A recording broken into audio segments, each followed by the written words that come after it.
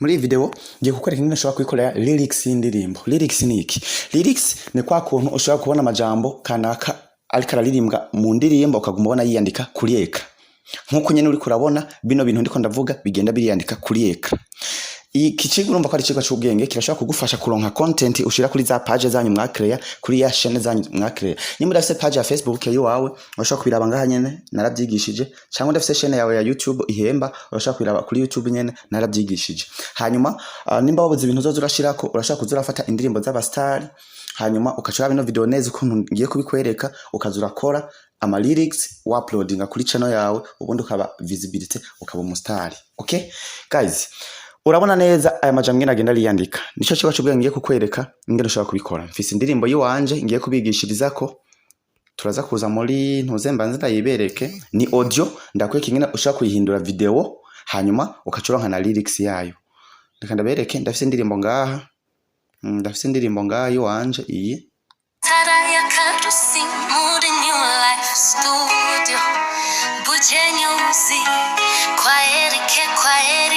Sawa, indirimbo niyo tugiye korera lyrics. Turabigenza gute? Narabigishije yuko umu content creator numwe bisaba yuko atabafisi application ya InShot. Turaza gukoresha InShot, dukoreshe CapCut, dukoreshe UCut. Izo zose ni application zishobora kugufasha mu gukora lyrics. Izo zose ndazifise CapCut ngi nkagira na UCut. Jewe ndaza kuberekera kuri InShot uno munsi tuanze tuyige neza. Nimushaka ko ndabereka no kuri za CapCut na za UCut muranyandikira muri commentaire. Okay, twagiye na InShot. Utayifise uraje kwitireshaje muri Play Store. Byose mba narabyigishije ngaha nyene. Turaza kuza hano muri InShot, hanyuma ushikira hano hameze uku, ushuca hano handitse video nkuko. Uza kuza hano handitse video, hanyuma uza kuca hano handitse new video. Yes. Hanyuma umaze kuhashika ucuca hano handitse blank. Hanyuma ucuza hano kufyonda new. Aka blank tuba gushiraho background kuri ndimbo yacu ko nta background ihari. Cetu vivura. Okay? Iki ni kintu cyambere kitwereka ko tugiye kuranka video. Sawa. Rero kubera ino application iri kwayikoresha ikizana ibintu bya ico bita watermask, icerekana ko wayikoreye muri InShot. Cyatuza kuri kano kajambo InShot, murabona kano kagakuruwa kameze nko kugwiza tuanze tukafyondeka nkuko tugire free nga free remove. Tuanze tukakure kugira ngo n'umuntu azoraba ino video yacu nitwamara ko ya register ntazobone ko yakorewe muri InShot. Wari wese akano agahereko agashye mu mutwe, kuko iyo wa register ibintu wakoreye utagakuyeko bica biboneka nabi. So murabona ko dufise akantu kirabura, catuza hano hepfo, mwabona ubuntu bwa hano hepfo nyene, ubu buntu bwa hano hepfo cadutembereza tugirise nkuko. Murabona hano handitse background nga, catuza tuanze duhindure background kameme turonde aka background gasa neza. Ngize background ziba zigiye zitandukanye. Uraza kuraba nk'aka background wewe ukoresha ko kuryohera. Shaka ndakoresha nk'aka, hanyuma nshenza ngaha kuri kano kavi mvuge nti misemiye. Alright, aka kantu rero sinzi ko muri ko murakaraba. Hano ndashaka kukongereza iminota par default kaje kuri 3 seconde. Ndashaka gushona nkagumiza ko kuri kano kami, ndashona nkagumiza kurana ko iminota ica yiyongera, nkaguma ngenda uko indirimbo yanje iza kuba ingana. Nshangarukana nkaza ku ntango aho gahera nkuko. Ikintu ngoma nkore rero ngoma nzana ya ndirimbo yacu. Cyatuza hano kuri audio, aha kuri audio. Cyatuza hano kuri audio, cyatuza hano handitse music. Hanyuma cyatugenda hano muri my music ino hejuru nkuko my music. Okay, murabona cyaturonka ya ndirimbo yacu engi ni yitwa new life song. Uraza ku hano handitse all indirimbo zose zize, urashaka kucuyirosherisha. Hano hariho rosherisha, aha cyemugangi nayironomye. Urabanza ukayihonoma hariya muri telefone yawe kugira ngo ize kukorohera. Engi cyandayiza nkuko. Hanyuma murabona hano handitse please, cyabana kuri kano ka please nkuko. Indirimbo murabona yamaze kuba izako. Cyatuza rero tukapima tukaraba ko indirimbo ingana na kakantu. Ubona ko indirimbo igumugenda. Nuko nshanza nka chance selection aka background aka kugira kaze ko chanza kuri kaka ndabanza nkagira v chanza kuri kaka background nkagafyonda ko nko kaka background ngashanda kazana kugira ngo kangane nino ndirimbo. Ndimo ndibaza murabona ko ari kano karongo wana nayirengeje. Nshanza nkuko bane indirimbo kwiherera ngaha. Sawa, nshanza nka chance selection kano ka background nkuko nkagafyondamo. Alright, nkachanza rero kuri kano kantu kugira ngo ndagakate kari aka background. Mu gukata nshanza nkagira aka kuri split. Chamshanda kuri split. Nshankata kira gice. Shaka kata igice cyino no giruko. Shaka kata igice cy'inyuma y'umurongo ngiruko. Nshanca hano kuri delete. Chamfyondaho. Okay, alright. Chanza rero ngaha ku ntango aho bihera. Right. Nukuvuga maze kuza hano ku ntango aho bihera, ikintu nca nkora nchanza nkacamfyonda nkemeza hagati. Nkumbiza aho indimbi itangurira, akaba ariho nza gutangurira nanje amajambo. Tuza gukoresha aka kajambo kanditse ku text. Ndaza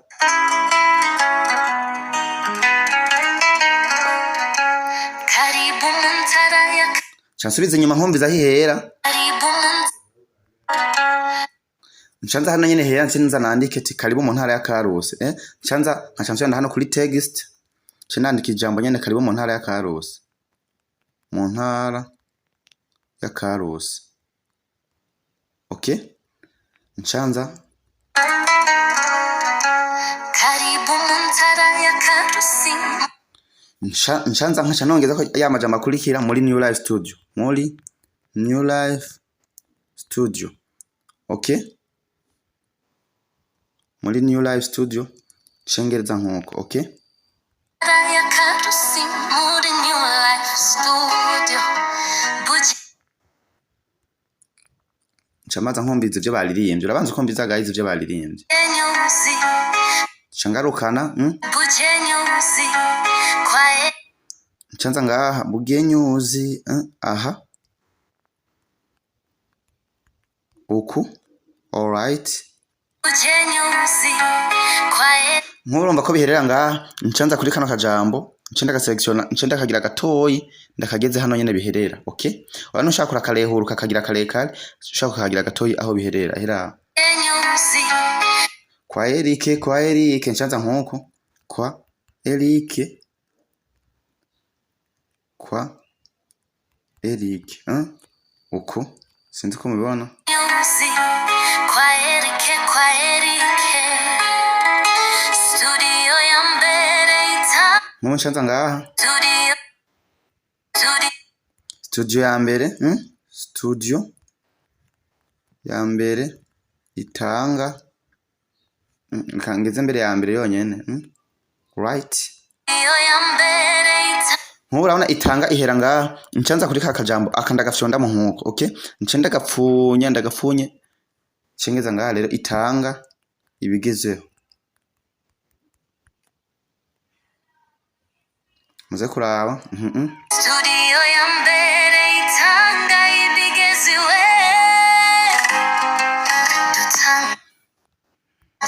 Amafirme menshi atandukanye. Ndashaka gushanza ngaha. Ncamera ngaha nyene dutanga amafirme menshi atandukanye.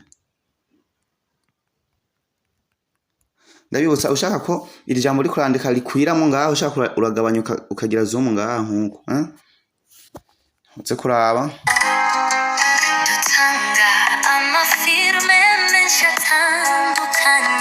Wana nkuko ko kakajambo kabaye gatoyi. Wana ko kabaye gatoyi nkancanza kuri akajambo mbaye ndagafyondemo. Ndagafyonze murabona kaca kazana twatuntu rero mfyonda. Canza nkafyonda kuri tutuntu nkagumiza ko nkashikana kuri aka kanoze nyene nashikanye. Uko. Ndibaza murabona yuko ubu ingenda praying murabe.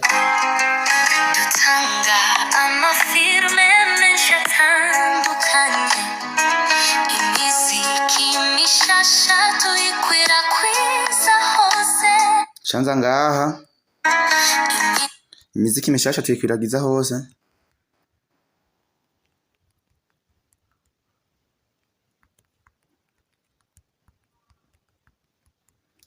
Imiziki mishasha tuyikwiragiza hose. Muze kuraba. Imiziki mishasha tuyikwiragiza hose. Murabona biherera ngaha. Ncanga kuri kakajambo nkagaselectiona nkuko. Iyo kabaye kagufi murabonye urakagabanya, iyo kabaye karekare uko nyene komsa. Ncanda gashana nkagashikana hano nyene no murongo na uciye. Okay? Reka guys duhere ku ntango murabeho nyine ibyo tumaze gukora. Nka tangura shaka kugati instrumental, instrumental. Kugira nk'umuntu atazi icongereza, urashaka gukora nka lyrics ugatranslating indirimbo mu rundi rurimi. Ha rero ari nk'umuzungu azoyira urashaka kuvuga ati aha zo hari instrumental kugira abone ati ni instrumental. Ntacha bitahura, ni instrumental gusa. Karibu mu ntara ya karusi muri New Life Studio Bujenyuzi kwa Erike studio ya mbere itanga ibigeziwe dutanga amafirme menshi atandukanye imiziki mishasha tuyikwirakwiza hose amatelefone za Android ni twongerako kano nako amatelefone za Android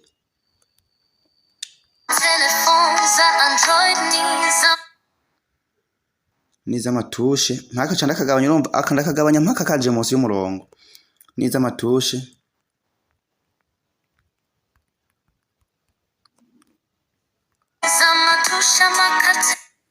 akanda gakureho uku amakarte memoire. Guys, ndibaza muri kumurabibona neza n'ibintu byoroshe gose.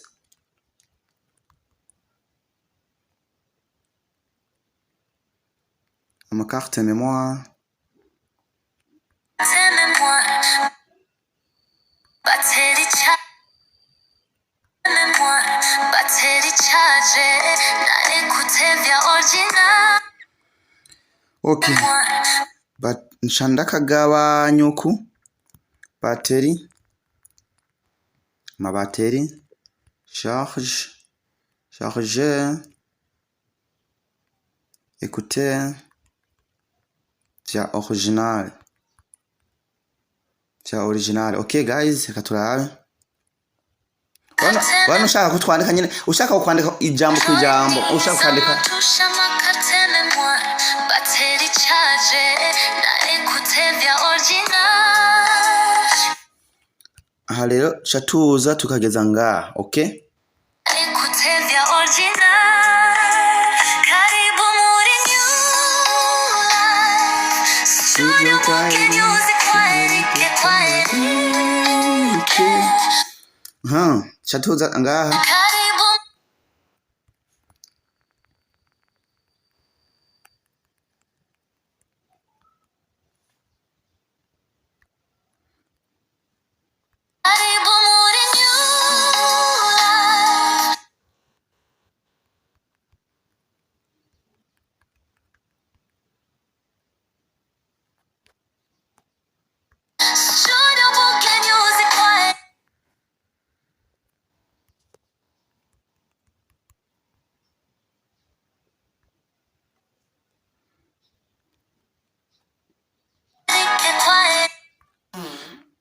Guys, ushaka akuragira gatoyi kwa Erike, voilà.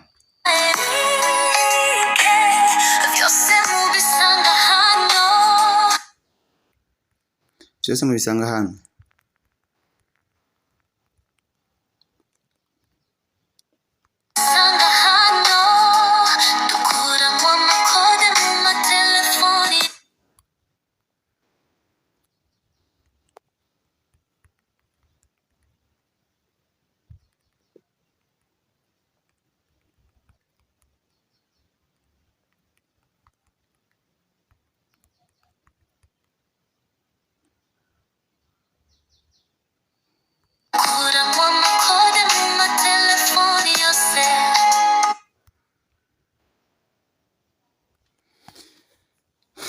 Okay guys, ndabibutsa ko ugomba kugura 1xbet sinobimara code promo sakabaganwa witi star naho code promo ni tumuge. Abantu rero uzobona bariko barajya amahera menshi cyane muri 1xbet ni babandi bakoresheje i code promo sakabaganwa. 1xbet code promo sakabaganwa. Guys, reka ndabisubiramo neza. Ibi bintu uwo vyihenda ko yombabaza. Ibi bintu uwo vyihenda ko yombabaza n'ingene abantu bariko umuntu ariko arajya amahera menshi cyane mino minsi ni wakoresheje code promo muri 1xbet sakabaganwa mu ndome nkuru. Okay? Umuntu ariko arajya amafaranga menshi kuri Facebook kuri witwit ni umuntu yakoresheje code promo tumuge. Koresha izi code promo rero hanyuma wiyugurure konti ya 1xbet nawe utangwe gukina umuzungu. Muri 1xbet koresha sakabaganwa ntuvyitiranye. 1xbet sakabaganwa wuti star tumuge. Hanyuma ngira murabonye ngene ushaka kwitegurira lyrics ibi byose ubihejeje ucuza hano kuri aka kantu k'akavi ucuvyonda v wana kwindirimbo ntayimaze mu bisanzwe byo twara umwanya muremure. Ubihejeje ibi ucuca hano handitse export nkuko hanyuma kacugira export. Yes guys, exportation anako itanguye bino bipublicité barakunda kubicisha ko sometime reka ndabibereke ingene bivanamo. Aho urabona enregistrement irikira yikora ngaha mu mwanya mutoyi cyane iza kuba iyihejeje. Reka ndabibereke nayihejeje ni naho sawa mubibone nayihejeje ukuntu biba bimeze, hanyuma ubone ngo ibintu uwo byitunganiriza gute. Yes, ndabibutsa yuko ugomba kugura konti ya 1xbet ni gukoresha code promo sakabaganwa. Hanyuma nkabibutsa yuko twamamaza tukamamamariza inganda zitandukanye zikora ibintu biba bigiye bitandukanye. Yes guys, hanyuma bashaka kuturondera nyene kuri nimero ya 61 ni WhatsApp ikaba na appel essence. Guys, wifuza kwamamaza inganda zibifise, wifuza kugura konti ya 1xbet wabibonye, wifuza kugura YouTube ihemba, murashaka kuturondera tukabibafasha mu gihe byabananiye, channel turazitanga cyane. Hanyuma guys, ibi byose niko ndabivuga kugira ngo turindire ino enregistrement ihere, ndabibereke video waje kuyikora neza ingene ucuyirabira muri gallery. Okay, umaze kwiraba muri gallery mwaribonye kuri YouTube ingene ucushirako indirimbo, ucushirako ibintu bitandukanye, iza ari nka video, iza ari MP4. Cyo turashaka kuri page yawe ya Facebook, hanyuma ukironkera visibility nawe ukaba umustar ku mbuga nkoranyambaga, ugashaka kuri TikTok n'ahandi. Right, murabona kwigeza kuri 82%. I'm gonna show you, nashatse mubibone neza byose ingene bigenda, etape ingene ziba zigenda zikurikirana. Yes, ana kwindirimbo ntiriwe ndayimara ariko nuko nyene biba bimeze. Alright,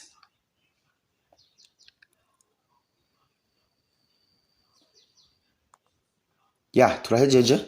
Chatuza muri gallery nyene, chatwiza muri gallery kandi bibereke. Chatuza no muri gallery, playing agatoyi turabe. Hengi tuyishika ko hano hejuru nyene.